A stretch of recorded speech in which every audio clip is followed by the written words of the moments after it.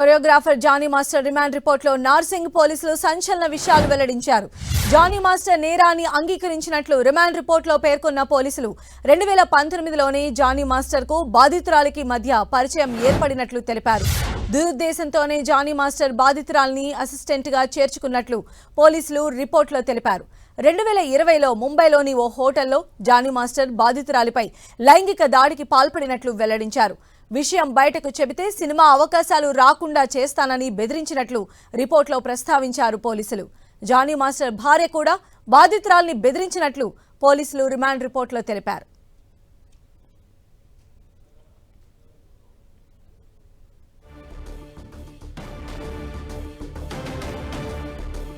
మరింత సమాచారం మా ప్రతినిధి సునీల్ అందిస్తారు.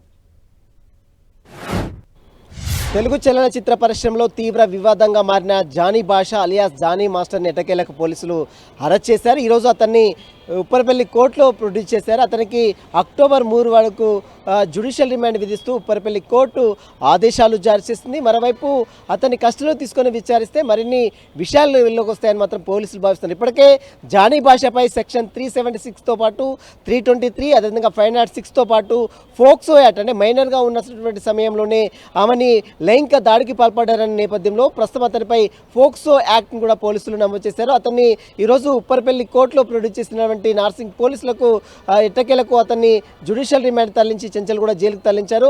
అయితే రిమాండ్ రిపోర్ట్లో కీలక అంశాలను పోలీసులు ప్రస్తావించారు. నేరం అంగీకరించినట్లు రిమాండ్ రిపోర్ట్లో పోలీసులు ప్రస్తావించారు.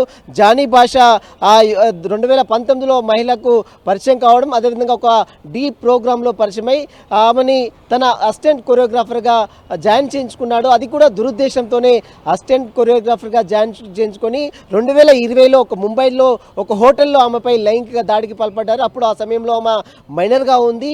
కానీ ఈ విషయం బయటికి చెప్తే ఎక్కడ తనకు అవకాశాలు రాకుండా తనకు సినీ ఇండస్ట్రీలోనే అసలు పలుకుబడి లేకుండా అంటే ఎలాంటి తావు లేకుండా చేస్తానని ఆ యువతిని బెదిరించడంతోనే ఆమె బయటికి చెప్పకుండా నలిగిపోయింది. దీని నేపథ్యంలోనే ఈ అనేక సార్లు దాదాపు 4 సంవత్సరాల పాటు అతను లైంగిక దాడికి పాల్పడ్డారు.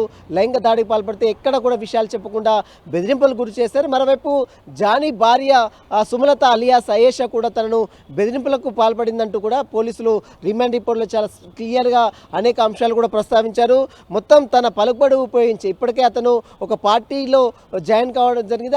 ఒక పార్టీకి పనిచేస్తున్న నేపథ్యంలో తన పలుకుబడిని ఉపయోగించి అనేక సార్లు బెదిరింపులకు గురి చేశారు. ఎలాంటి అవకాశాలు లేకుండా చేస్తామని బెదిరింపులు గురి చేశారు. ఎక్కడ అవకాశాలు రాకుండా అనేక మంది దగ్గర అతను వెళ్ళి చెప్పడం, ఆ యువతిని బెదిరింపులకు గురి చేయడం జరిగిందంటూ కూడా పోలీసులు రిమాండ్ రిపోర్ట్లో అనేక అంశాలు కూడా ప్రస్తావించారు. మొత్తం మీద జానీ మాస్టర్ని కస్టడీలో తీసుకొని పోలీస్ కస్టడీలోకి తీసుకొని విచారిస్తే ఇంకా మరిన్ని విషయాల్లో వెలుగొస్తాయని మాత్రం పోలీసులు భావిస్తారు. ఈరోజు అతన్ని ఉప్పరపల్లి కోర్టులో ప్రొడ్యూస్ చేసే ముందు అతని భార్య సుమలత కూడా వచ్చింది. కొంచెం మీడియాతో మాట్లాడింది.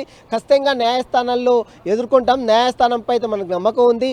జానీ భాష ఎలాంటి లైంగిక దాడులకు పాల్పడి ఇదంతా కూడా కావాలనే తనపై కక్షపూరితంగా తన ఎదుగుదలని చూసి ఓర్వలేకనే కొంతమంది అక్రమ కేసులు పెట్టి బనాయిస్తున్నారు. దాంట్లో పాముగా ఈ యొక్క మహిళా కొరియోగ్రాఫర్ని ఉపయోగించుకున్నారంటూ కూడా సుమలత జానీ మాస్టర్ భార్య సుమలత కూడా ఆవేదన వ్యక్తం చేసింది. మొత్తం మీద జానీ మాస్టర్ రిమాండ్ రిపోర్ట్లో మాత్రం పోలీసులు మాత్రం క్లియర్గా కొన్ని కీలక అంశాలు కూడా ప్రస్తావించారు. జానీ మాస్టర్ ఆ నేరాన్ని అంగీకరించాడు. మరోవైపు అతను దాదాపు 4 ఏళ్ల పాటు యువతిపై లైంగిక దాడికి పాల్పడ్డారు. ఎక్కడ చెప్తే ఆ విషయాలు బయటికి చెప్తే ఆమెను చంపేస్తానని బెదిరింపులకు గురి చేశారంటూ కూడా రిమాండ్ రిపోర్ట్లో పోలీసులు చాలా క్లియర్గా పొందుపరచడం. జానీ మాస్టర్ సంబంధించిన వివాదంలో రేపు లేదా ఎల్లుండి కోర్టు హాలిడేస్ ఉన్నాయి కాబట్టి సోమవారం అతన్ని పోలీస్ కస్టడీ కోరుతూ రంగారెడ్డి కోర్టులో పోలీసులు కస్టడీ పిటిషన్ కూడా దాఖలు చేసే అవకాశం ఉంది. కోర్టు అనుమతిస్తే అతని కస్టడీ తీసుకొని విచారిస్తే ఎక్కడెక్కడ లైంగిక దాడికి పాల్పడ్డారు, ఎవరెవరు దీని వెనుక ఉన్నారు, అసలు ఎందుకు ఈ లైంగిక దాడికి పాల్పడాల్సి వచ్చింది, వీటన్నిటి అంశాలపై కూడా పోలీసులు అన్ని కోణాల్లో దర్యాప్తు కొనసాగించే అవకాశం ఉంది.